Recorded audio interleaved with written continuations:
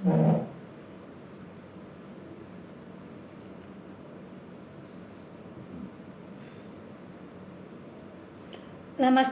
കഥകളതി സാഗരത്തിലേക്ക് സ്വാഗതം. ഇന്ന് നാരായണീയ പാരായണമാണ് ഞാൻ ഒന്ന് ചിന്തിക്കുന്നത്.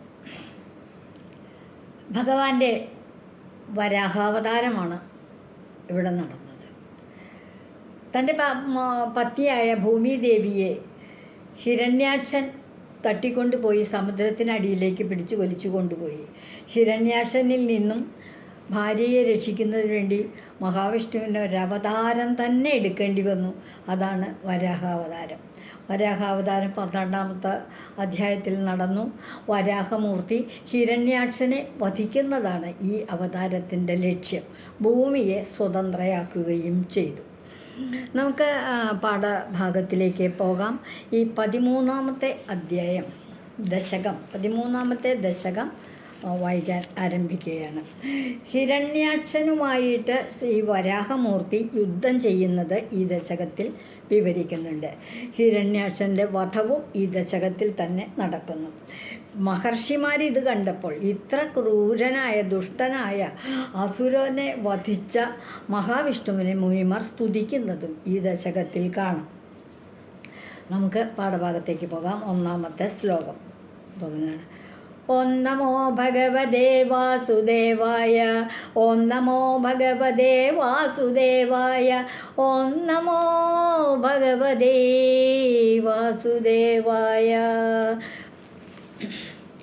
ഹിരണ്യാക്ഷം താവദ്വരദ ഭവദന്വേഷണപരം ചരന്തം സംവർത്തി പയസി നിജജംഘാ പരിമിതേ ഭവദ്ഭക്തോ ഗത്വാ കപടപടുതീർനാരദമുനി ശനൈരൂജേ നന്ദൻ ധനുജമഭി നിന്ദം സ്തവ ബലം.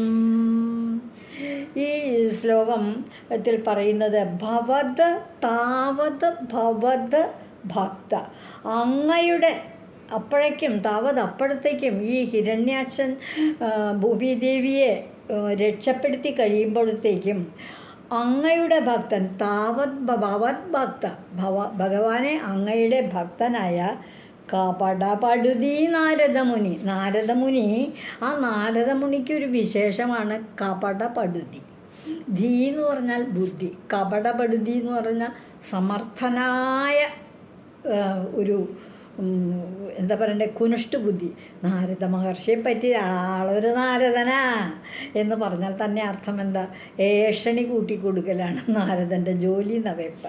അതുകൊണ്ടാണ് ഇവിടെ കാപട്യമുള്ള സമർത്ഥനായ ഭക്തിസമർത്ഥനായ ആ മുനി അപ്പോഴേക്കും വരാഹമൂർത്തി ഭൂമിയെ രക്ഷിച്ച് പൊങ്ങി വരുമ്പോഴത്തേക്കും, ഭൂമിയെ രക്ഷിച്ച് തേറ്റമങ്ങനെ വച്ചിട്ടുള്ളൂ, അപ്പോഴേക്കും അങ്ങയുടെ ഭക്തനും കാപട്യം അസലായിട്ട് മിടുക്കനും കാപട്യത്തിന് മിടുക്കനുമായിട്ടുള്ള നാരദ മഹർഷി വരദ ഭവദന്വേഷണ വരം. വരദ എന്ന് വെച്ചാൽ വരങ്ങളൊക്കെ വാരിക്കോരി കൊടുക്കുന്ന വരദാതാവായിട്ടുള്ള അല്ലയോ ഭഗവാനെ, ഭവദന്വേഷണ വരം, അങ്ങയെ തിരഞ്ഞ് പിടിക്കുന്നതിൽ ഏർപ്പെട്ടവൻ. അവിടെ ഇപ്പോൾ ഹിരണ്യാക്ഷൻ ഇപ്പോൾ ചെയ്യുന്ന ജോലി എന്താ? ഭൂമിദേവി അങ്ങോട്ട് നഷ്ടപ്പെട്ട് മഹാവിഷ്ണു കൊണ്ടുപോയപ്പോൾ ഒരു കാട്ടുമൃഗം ഏതാണ്ട് വന്നു ഭൂമിയെ തട്ടിപ്പറിച്ചുണ്ട്. മഹാവിഷ്ണുവായിട്ട് തനിക്ക് യുദ്ധം ചെയ്യേണ്ടത്. അതിനും വിഷ്ണുവിനെ ഇങ്ങനെ അന്വേഷിക്കുക, അങ്ങയെ തിരഞ്ഞു പിടിക്കുന്നതിൽ ഏർപ്പെട്ടിരിക്കുകയാണ് ഇപ്പോൾ അസുരനായിട്ടുള്ളവൻ. നിജജംഘ പരിമിതേ സംവാർത്തേ പയസി ചരന്തം. തൻ്റെ കണങ്കാലുള്ള നിജജംഘ പരിമിത, ജംഘ എന്ന് പറഞ്ഞാൽ കാൽമുട്ട്, ജംഘ പരിമിത, അതായത് കണ്ണിക്കാൽ നനയത്തക്ക വിധത്തിൽ കുറെ കണങ്കാലോളം എത്തുന്ന വെള്ളേ ഉള്ളൂ, സമുദ്രജലേ ഉള്ളൂ ആ വരാഹമൂർത്തിക്കും അസുരന്. അത്രയ്ക്ക് വലിയ ആകാരമാണ് അസുരൻ്റേത്, ഹിരണ്യാക്ഷൻ്റേത്. കണങ്കാലോളം വെള്ളം, അതായത് സമുദ്രമാണെന്ന് ഓർക്കണം. ആ സമുദ്രത്തിലെ ജലം കണങ്കാലോളമായി അനുഭവപ്പെടുന്ന ആ ഹിരണ്യാക്ഷൻ അത്രമാത്രം വലിയ ശരീരമുള്ളവനാണ്. ആ കണങ്കാലോളം എത്തുന്ന പ്രളയജലത്തിൽ ഇങ്ങനെ ഓട്ടിപ്പാഞ്ഞ് നടക്കുകയാണ്. ഹിരണ്യാക്ഷം ഗത്വ, ഹിരണ്യാക്ഷനെ കാണാൻ ഹിരണ്യാക്ഷൻ്റെ അടുത്തേക്ക് ചെന്നു. എന്നിട്ട് നാരദ മഹർഷി ചെന്നു. എന്നിട്ട് പറയാണ്, ധനുജം നന്ദൻ തവ ബലം നിന്ദൻ അഭി. ബലം നിന്ദൻ അഭി, അതായത് ധനുജം അസുരനെ നാരദ മഹർഷി ഈ അസുരൻ്റെ അടുത്തേക്ക് ചെന്നിട്ട്, ഹിരണ്യാക്ഷൻ്റെ അടുത്തേക്ക് ചെന്നിട്ട്, നന്ദൻ തവ ബലം, അസുരൻ്റെ ശക്തിയെ പറ്റി അങ്ങോട്ട് പുകഴ്ത്താൻ തുടങ്ങി. ഓ, അങ്ങനത്തെ കരുത്തൻ, എന്തു വലിയ ആകാരം, എത്ര കരുത്തൻ, അങ്ങയുടെ ധൈര്യം സമ്മതിക്കണം. ഭൂമിദേവിയെ തന്നെ അങ്ങോട്ട് തട്ടിക്കൊണ്ട് പോകുന്നില്ലേ. അങ്ങയുടെ ശക്തിയെ, അസുരൻ്റെ ശക്തിയെ ശ്ലാഘിച്ചുകൊണ്ടും പുകഴ്ത്തിക്കൊണ്ടും, എന്നാൽ അതേസമയം ഭഗവാന്റെ ശക്തിയെ നിന്ദിച്ചുകൊണ്ടും, അതാണ് നാരദൻ ഈ അസുരനെ മൂച്ചിട്ട് മഹാവിഷ്ണുവിൻ്റെ അടുത്തേക്ക് എത്താൻ കണ്ടെത്തി പിടിക്കട്ടെ വെച്ചിട്ട് മഹാവിഷ്ണുവിൻ്റെ ശക്തിയെ നിന്ദിച്ചുകൊണ്ടും, അതാണ് നിന്ദൻ അഭി, അങ്ങയുടെ ശക്തിയെ ബലത്തെ നിന്ദിച്ചുകൊണ്ടും, ശനൈ ഊജ, പതുക്കെ പറയുകയാണ്. അസുരനെ ശക്തിയെ വലിയ പ്രകീർത്തിച്ചുകൊണ്ടും ഭഗവാനെ നിന്ദിച്ചുകൊണ്ടും പറയുകയാണ്. ഈ ശ്ലോകത്തിൽ എന്താ പറയണേന്നുള്ളത് അടുത്ത ശ്ലോകത്തിലേ വരുന്നുള്ളൂ. അപ്പോൾ ആദ്യത്തെ ശ്ലോകത്തിൽ ഹിരണ്യാക്ഷൻ ഭൂമിയെ രക്ഷിച്ചെടുത്ത ഉടനെ തന്നെ ഹിരണ്യാക്ഷന് കണങ്കാലോളമുള്ള സമുദ്രജലത്തിൽ തേരാപ്പാരാ നടന്നിങ്ങനെ ദേഷ്യപ്പെട്ട് വിഷ്ണുവിനെ തേടി നടക്കുന്ന ആ അസുരൻ്റെ മുൻപിൽ ചെന്നുകൊണ്ട് അവിടുത്തെ ഭക്തനായ മഹാവിഷ്ണുവിൻ്റെ ഭക്തനായ സദാസമയം നാരായണ നാരായണ നാരായണ എന്ന് നാമം ജപിച്ചുകൊണ്ടുള്ള ആ കാപഠ്യബുദ്ധിക്കാരനായ ഏഷണിക്കാരനായ ആ നാരദ മഹർഷി പതുക്കെ ചെന്നിട്ട് അസുരനെ അങ്ങോട്ട് പ്രകീർത്തിക്കാൻ തുടങ്ങി, പുകഴ്ത്താനും തുടങ്ങി. മഹാവിഷ്ണുവിനെ അങ്ങോട്ട് തരം താഴ്ത്തി ചെറുതാക്കി കാണാനുമായിട്ട് തുടങ്ങി. അതാണ് ഈ ശ്ലോകത്തിൽ പറയുന്നത്. ഈ ശ്ലോകം ഞാനൊന്നുകൂടെ വായിക്കാം. ഹിരണ്യാക്ഷം താവദ്വരദ ഭവദന്വേഷണപരം ചരന്തം സംവർത്തി പയസി നിജജംഗാ പരിമിതേ ഭവദ്ഭക്തോ ഗത്വാ കപട പടുതീർനാരദമുനി ശനൈരൂജേ നന്ദൻ ധനുജമഭി നിന്ദം സ്തവ ബലം. ഇനി ഈ ശ്ലോകത്തിൻ്റെ മലയാള രൂപത്തിൽ പരിഭാഷയിൽ എന്താണ് പറയുന്നതെന്ന് നമുക്ക് നോക്കാം. കാപട്യ ബുദ്ധിശാലിയാം ഭക്തോത്തമൻ ശ്രീനാരദൻ. കപടബുദ്ധിക്ക് പേരുകേട്ടവനായ അവിടുത്തെ ഭക്തോത്തമനായ നാരദ മഹർഷി പ്രളയജലത്തിൽ പായും അസുരനോട്, പ്രളയജലത്തിൽ ഇങ്ങനെ ഓടിപ്പാടി നടക്കുന്ന ആ അസുരനോട് സ്തുതി ചൊല്ലി ഭഗവാനെ അവിടത്തെ പഴി ചൊല്ലി. അസുരനോട് സ്തുതി ചൊല്ലി, അദ്ദേഹത്തെ സ്തുതിച്ചു, പ്രകീർത്തിച്ചു, പുകഴ്ത്തി. പഴി ചൊല്ലി ഭഗവാനെ അവിടത്തെ പഴി ചൊല്ലി, അങ്ങയെ കുറെ കുറ്റം പറഞ്ഞു, നിന്ദിച്ചു. അസുരൻ്റെ വീര്യം കൂട്ടി പോരീനു വിട്ടു. എന്തിനെങ്ങനെ ചെയ്ത്? അസുരനെ പുകഴ്ത്തി ഭഗവാനെ ഇകഴ്ത്തി. അതിൻ്റെ കാരണം അസുരനെ വീര്യം കൂട്ടി മൂച്ചു കയറ്റി മഹാവിഷ്ണുവിനോട് യുദ്ധത്തിന് പറഞ്ഞയക്കാൻ വേണ്ടിയാണ്. രണ്ടാമത്തെ ശ്ലോകം നോക്കാം. എന്താണ് നാരദമുനി പറഞ്ഞത്? സമായാവി വിഷ്ണുർഹരതി ഭവദീയം വസുമതി പ്രഭോ കഷ്ടം കഷ്ടം കിമിതമിതി തേനാഭിഗദിതാം നദൻ ക്വാസൗ ക്വാസാവിധി സമുനിനാദർശിതപഥോ ഭവന്തം സംപ്രാപദ്ധരണിധരമോദ്യന്തമുദുഗാദ്. സമായാവി വിഷ്ണുർഹരതി. സമായാവി വിഷ്ണു അല്ലെങ്കിൽ തന്നെ ഒരു മായാവിയാണ്. അങ്ങയുടെ ഹരതി ഭവതീയാം വസുമതി, അങ്ങയുടെ ഹിരണ്യാക്ഷനോടാ പറയണേ, അങ്ങയുടെ പത്നിയായ ആ വസുമതിയെ ഭൂമിയെ ഹരതി കട്ടുകൊണ്ടുപോയി. അങ്ങയുടെ ഭാര്യയെ ആ മായാവിക്കാരൻ മഹാവിഷ്ണു വന്നത് കട്ടുകൊണ്ടുപോയി, കണ്ടില്ലേ പ്രഭോ, മഹാപ്രഭോ. അസുരനെ വിളിക്കുക, കഷ്ടം കഷ്ടം ഇതം കി സ്വാമീൻ, കഷ്ടം തന്നെ, മഹാകഷ്ടം തന്നെ. ഇതെന്തത്, ഇത് സംഭവിച്ചുകൂടാത്ത കാര്യമാണല്ലോ. ഹിരണ്യാക്ഷനിൽ നിന്നും അദ്ദേഹത്തിൻ്റെ പത്നിയായ വസുമതി കട്ടുകൊണ്ട് പോവേ, എന്തായി പറയണേ, ഇത് സംഭവിക്കാൻ പാടില്ലാത്ത, പക്ഷെ ഇപ്പോൾ ഇവിടെ സംഭവിച്ചേക്കൂടും. അതുകൊണ്ട് ഇതി തേന അഭിഗത എന്നിങ്ങനെ അദ്ദേഹം, അതായത് നാരദ മഹർഷി അഭിഗതിത ഈ ഹിരണ്യാക്ഷനെ നോക്കി പറഞ്ഞു. ഇവിടെ ഈ ഹിരണ്യാക്ഷനോട് പറയുക, കഷ്ടം കഷ്ടം, ആ മായാവി മഹാവിഷ്ണു വന്ന അങ്ങയുടെ പത്നിയായ ഭൂമിദേവിയെ തട്ടിക്കൊണ്ടു പോയില്ലേ എന്നിങ്ങനെ പരിഹസിച്ചു. സ ക്വ അസൗ ക്വ സ ഔ, സ ക്വ അസൗ ക്വ അസൗ, അവൻ എവിടെ, ക്വ അസൗ, അവൻ എവിടെ, എവിടെ അവൻ, ആര്, മഹാവിഷ്ണു അവിടെ എവിടെ എന്ന് ഗർജിച്ചുകൊണ്ട് മുനിന ദർശിത പദ, മുനി പറഞ്ഞു ആ മഹാവിഷ്ണു. അപ്പം ചോദിക്കാം, മഹാവിഷ്ണു തട്ടിക്കൊണ്ടു പോയി, മഹാവിഷ്ണു അപ്പനെ പെട്ടെ, ആ മായാവിയെ പെട്ടെ, അവൻ എവിടെ എവിടെ എന്ന് ഗർജിച്ചുകൊണ്ട്.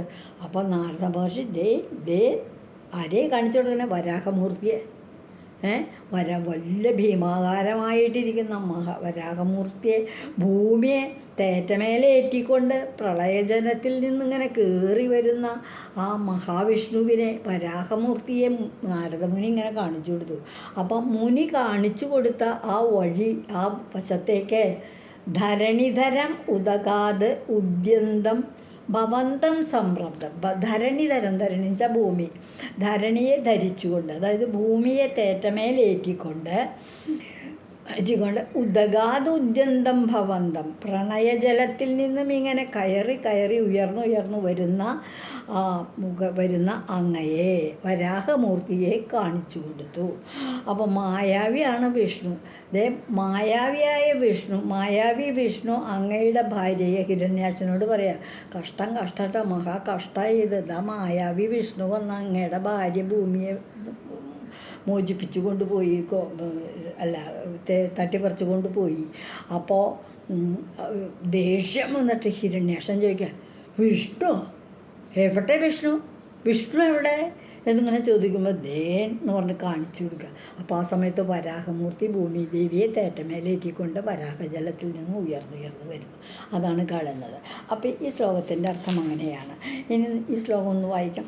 സമായാവി വിഷ്ണുർഹരതി ഭവതീയാം വസുമതിം പ്രഭോ കഷ്ടം കഷ്ടം കിമിതമിതി തേനാഭിഗതിത നദൻ ക്വാസൗ ക്വാസാവിധി സമുനിനാദർശിനപദോ ഭവന്തം സംപ്രാപദ്ധരണിധരമദ്യന്തമുതുഗാത്. നമുക്ക് ഈ ശ്ലോകത്തിൻ്റെ എന്താണ് പറയുന്നത് പരിഭാഷ എന്നൊന്ന് നോക്കാം. മായാവിയാം മഹാവിഷ്ണു അവിടത്തെ ധരണിയെ തട്ടിക്കൊണ്ടുപോയി കഷ്ടം അസുരോത്തമാം. നാരദ വചനം കേട്ടു കോപിഷ്ഠനായി ഹിരണ്യാക്ഷൻ നാരായണ അവിടത്തെ തേടിപ്പിടിച്ചു. ഈ മഹാവിഷ്ണുവിൻ്റെ പ്രവൃത്തി കണ്ട് ദേഷ്യം വന്ന ഹിരണ്യാക്ഷൻ മഹാവിഷ്ണുവിനെ തേടിപ്പിടിച്ചു. അടുത്ത ശ്ലോകത്തിലേക്ക് പോകാം. അഹോ അരണോയും മൃഗയിതിഹസന്തം ബഹുതരൈ ദുരോക്തൈർവിദ്യന്തം ദിദിസുതമവജ്ഞായ ഭഗവൻ മഹിം ദൃഷ്ട്വാ ശിരസി ചകിതാം സ്വേന മകസ പയോധാവധായ പ്രസഭമുദയും കഥാ മൃദവിദൗ. അഹോ അല്ലയോ ദാന്തത് നോക്കുമ്പോൾ പറഞ്ഞ അഹോ അയം അരണ്യ, ആരണ്യോ എന്ന് പറഞ്ഞാൽ അയം അരണ്യ, ഇത് ഏതാണ്ട് ഒരു കാട്ടുമൃഗമാണല്ലോ. ഹിരണ്യാക്ഷൻ നോക്കുമ്പോൾ കാണുന്നത് വലിയ ആകാരമുള്ള വലിയൊരു പന്നി. ഇതൊരു വരാഹരൂപിയായിട്ടുള്ള ഇതൊരു കാട്ടുമൃഗമാണല്ലോ. ആരണ്യ മൃഗ ഇതി ഹസന്തം. എന്നിട്ട് ഇത് പുച്ഛിച്ച് പറയുക, ഇത് മഹാവിഷ്ണു, ഇത് ഏതാണ്ടൊരു കാട്ടുമൃഗമാണല്ലോ, കാട്ടുപന്നി ആണല്ലോ. ബഹുതരൈ ദുരുക്തൈ വിദ്യന്തം, ബഹുതര പല വിധത്തിലുള്ള ദുരുക്തൈ. ഉക്തം വാക്ക്, ദുരുക്തൈ എന്ന് വെച്ചാൽ ചീത്ത വാക്കുകൾ, അസഭ്യ വാക്കുകൾ കൊണ്ട് വേദനപ്പെടുത്തുന്ന വിധത്തിലായിട്ട് ദിതിസുതം അവജ്ഞായ ഭഗവൻ, ആസുരനെ അവഗണിച്ച് കണക്കാക്കാതെ കണ്ട് ഭഗവാനെ അവിടുന്ന് മഹിം ദൃഷ്ടാ ശിരസി, ഭൂമിയെ ദംഷ്ട്രയുടെ, അതായത് ഈ ആ തേറ്റയുടെ തലപ്പത്ത് കിടന്ന് പിടച്ച് വിറയ്ക്കുന്നതായി കണ്ടിട്ട്, ചകിതം ദൃഷ്ട്വാ മഹീം ദൃഷ്ട്വാ ശിരസി, ഭൂമിയെ ദംഷ്ട്രയുടെ തലപ്പത്ത് കിടന്ന് പേടിച്ച് വിറയ്ക്കുന്നതായി കണ്ടിട്ട്, സ്വേനമഹസ പയോധ, തൻ്റെ പ്രഭാവത്താൽ സമുദ്രജലത്തിൽ മീതെ ഉറപ്പിച്ച് നിർത്തിയിട്ട്, പ്രസഭം മൃതവിധൗ, തൽക്ഷണം ഒട്ടും കൂസാതെ കൊണ്ട് യുദ്ധം തുടങ്ങുന്നതിന് ഉദയും കഥ ഒരുങ്ങി പുറപ്പെട്ടു. ഈ സാധു താടിക്കാരൻ ഈ കാട്ടുമൃഗത്തെ, അതായത് ക്ഷുദ്രജീവിയെയാണോ എനിക്ക് കാട്ടിത്തരുന്നത്? ഈ നാരദ മഹർഷിയാണ് പറയണത്, ഈ താടിയും വെച്ച് നടക്കുന്ന ഈ താടിക്കാരൻ മുനി എനിക്ക് മഹാവിഷ്ണുവിനെ കാണിച്ചേക്കോ. എവിടെയാ വിഷ്ണു നോക്കുമ്പോൾ കാണിച്ചു തരുന്നത് ഈ കാട്ടുമൃഗത്തിനെയാണോ? ഇത് കാണുമ്പോൾ ഒരു കാട്ടുമൃഗത്തെ പോലെയാണല്ലോ തോന്നുന്നത് ഈ വരാഹമൂർത്തിയെ കാണുമ്പോൾ. അതാണ്, ഇതൊരു കാട്ടുമൃഗമാണല്ലോ എന്നിങ്ങനെ പുച്ഛിച്ച് പറയുകയാണ്. ഇത് പലതരത്തിലുള്ള ദുർവാക്കുകൾ, ഒരു വാക്കല്ല പല വാക്ക്. ഇതോ ഒരു മഹാവിഷ്ണു, ഈ കാട്ടുമൃഗം കണ്ടില്ല, ഇതിൻ്റെ തേറ്റ എന്തൊരു വലിയ ആകാരം, വൃത്തികെട്ടത്, എന്തോ വലിയ, അതിൻ്റെ മുഖം കണ്ടാലോ എന്നിങ്ങനെ പുച്ഛിച്ച് പറയുകയാണ്. അപ്പോൾ അതിൻ്റെ ഭൂമിദേവിയെയും കണ്ടു. എങ്ങനെയാണ് ഈ കപടധാരിയായി നാരദമുനി എന്താ എനിക്ക് കാണിച്ചു തന്നെ? വിഷ്ണുവിനെ കാണിച്ചു തരാൻ പറഞ്ഞപ്പോൾ കാണിച്ചു തന്നത് ഈ കാട്ടുമൃഗത്തിനെയാണല്ലോ എന്നാണ് പറഞ്ഞത്. കാട്ടുമൃഗമാണെന്നുള്ള അസുരൻ്റെ പുച്ഛഭാവം. വരാഹമൂർത്തി കണ്ടപ്പോൾ അസുരന് ഹിരണ്യാക്ഷന് ഒരു പുച്ഛമാണ് തോന്നി. ഒട്ടും തന്നെ ഗൗനിക്കാതെ വരാഹരൂപി, ആ അസുരന് തൻ്റെ വരാഹമൂർത്തി, ആ വരാഹ വപുസ് കണ്ടപ്പോഴുള്ള ഉച്ചഭാവം ഒട്ടും തന്നെ കാര്യമാക്കാതെ കണ്ട് വരാഹരൂപിയായ, അല്ലയോ ഭഗവാൻ സമുദ്രജലത്തിന്മീതെ ഭൂമിയെ ഉറപ്പിച്ചിട്ട്, ഭൂമിയെ അങ്ങനെ തേറ്റേമേന്ന് സമുദ്രത്തിൻ്റെ മുകളിലേക്കായിട്ട് അങ്ങോട്ട് എടുത്ത് അവിടെ ഇങ്ങോട്ട് വെച്ചു, അവിടെ ഉറപ്പിച്ചു വെച്ചു. സുന്ദരക്ഷണനാം ഭവാൻ യുദ്ധം തുടങ്ങി.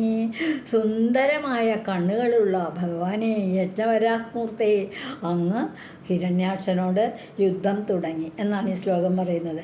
കാട്ടുമൃഗമാണെന്നുള്ള അസൂരൻ്റെ പുച്ഛഭാവം ഒട്ടും തന്നെ ഗൗനിക്കാതെ വരാഹരൂപി, സമുദ്രജലത്തിന്മീതെ ഭൂമിയെ ഉറപ്പിച്ചിട്ട് സുന്ദരക്ഷണനാം ഭവാൻ യുദ്ധം തുടങ്ങി. നമുക്ക് ഇന്ന് ഈ 3 ശ്ലോകങ്ങളാണ് നമ്മൾ ഒന്ന് ചെറുതായ വിധത്തിൽ അർത്ഥം മനസ്സിലാക്കിയിട്ടുള്ളത്. ഇന്ന് നമ്മൾ ഈ പറഞ്ഞ പദങ്ങളെല്ലാം ഭഗവാൻ ഗുരുവായൂരപ്പൻ്റെ പാദങ്ങളിൽ സമർപ്പിക്കുന്നു. ഓം നമോ ഭഗവതേ വാസുദേവായ. സർവത്ര ഗോവിന്ദ നാമ സങ്കീർത്തനം, ഗോവിന്ദ ഗോവിന്ദ. ശ്രീ ഗുരുവായൂരപ്പ ശരണം. ലോകാ സമസ്ത സുഖിനോ ഭവന്തു. ഇതുവഴി വന്നാലും ഇത്തിരി നേരമിരുന്നാലും കഥകൾ കേട്ടാലും കളിയായി പറയും കഥയാണേ, കാര്യം പറയും കഥയാണേ. ഞാൻ നിങ്ങളുടെ മാധ്യ ചേച്ചി നാരായണീയം മനസ്സിലാക്കൂ. ഒട്ടും വൈകിട്ടില്ല. ഉടനെ എന്നോടൊപ്പം വരൂ വായിച്ചു വരൂ. ഒന്നും തന്നെ നിങ്ങൾക്ക് നഷ്ടപ്പെടില്ല കേട്ടോ. ഭഗവാന്റെ അനുഗ്രഹം ഉണ്ടാവുകയുള്ളൂ. എല്ലാവർക്കും നന്ദി.